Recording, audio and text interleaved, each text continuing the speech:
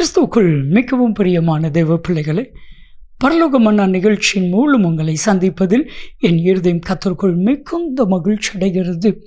இன்றைய பரலோக மன்னா, உனக்கு அதிசயம் நடக்கும். இதை தேவனாகிய கர்த்தர் உங்கள் ஒவ்வொருவரையும் பார்த்து சொல்லுகிறார். ஆண்டவர் சொன்னால் நடக்குமா நடக்காதா? நிச்சயம் நடக்கும். ஒரு சின்ன உதாரணம் சொல்கிறேன். சிறைச்சாலையில் 2 பேர் சொப்பனங்களை பார்க்கிறார்கள். சொப்பனத்திற்கு யோசேப்பு அர்த்தத்தை சொல்கிறான்.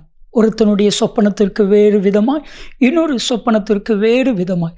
அந்த சொப்பனத்திற்கு சொன்னபடியே நடந்தது. ஆதியாமத்தின் புத்தகம் 41வது அதிகாரம் 13ஆம் வசனத்தில் பானபாத்திரக்காரனுடைய தலைவன் ராஜாவிடத்தில், பார்வோனிடத்தில் அவன் சொன்னான், நான் சிறைச்சாலையில் இருக்கையில் ஒரு மனிதன், யோசேப்புங்கிற மனிதன், என்னுடைய சொப்பனத்திற்கு அர்த்தத்தை சொன்னான். அந்த அர்த்தப்படியே நடந்தது. என் அன்பு தெய்வ பிள்ளைகளே, ஆண்டவர் சொன்னபடியே உங்களுக்கு நடக்கும். என் அன்பு தெய்வ சனமே, உங்கள் வாழ்க்கையில் ஆண்டவரிடத்தில் கேளுங்க, எனக்கு ஒரு அதிசயம் நடக்கட்டும் ஆண்டவரே.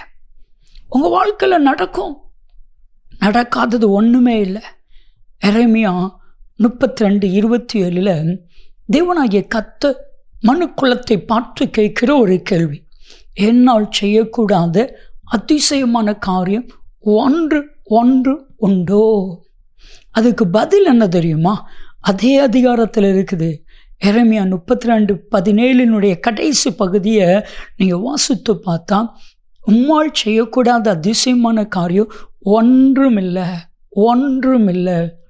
அதிசயம்னா நினச்சி பார்க்க முடியாத. 1 சாமுவேல் 2வது அதிகாரம் 7-8 வசனத்தில் நீங்கள் வாசித்து பாருங்க. எளியவனை குப்பையிலிருந்து பிரபுக்களோடையே உயர்த்துகிற தேவன். எத்தனை அதிசயமான காரியங்கள், நினச்சி பார்க்க முடியாத அதிசயம். வானத்திலிருந்து மன்னாவை கர்த்தர் தேவ பிள்ளைகளுக்கு கொடுத்தா. அதிசயமான காரியங்களை கர்த்தர் செய்கிற தேவன். உங்கள் வாழ்க்கையிலையும் அதிசயமான காரியம் நடக்கட்டும்.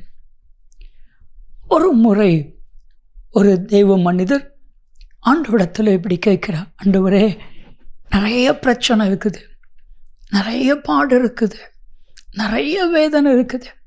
எனக்கு ஒரு அதிசயம் நடக்கலைன்னா இந்த பிரச்சனைகள், பாடுகள், வேதனைகளை நான் முங்கி போயிடுவேன், நான் செத்து போயிடுவேன். எனக்கு ஒரு அதிசயமான காரியத்தை நீங்கள் செய்து தான் ஆகணும். என்ன ஆச்சரியம் தெரியுமா? அவர் கேட்டது போல அதிசயமாக அவருடைய கடன் பிரச்சனை மாறியது, அவருடைய உபத்திரவங்கள் மாறியது, அவருடைய வேதனைகள் மாறியது, அவருடைய கஷ்டங்கள் மாறியது. எல்லாவற்றையும் அதிசயமாய் கர்த்தர் மாற்றினான். ஏன் அவருக்கு மட்டும்தான் அதிசயம் செய்வாரா? இல்லை. மிகா 7:15 நீங்கள் வாசித்து பாருங்க. நான் உங்களுக்கு அதிசயத்தை காண செய்வேன் என்று சர்வ வல்லமையுள்ள தேவன் சொல்லுகிறார். அவர் சொன்னால் அப்படியே நடக்கும்.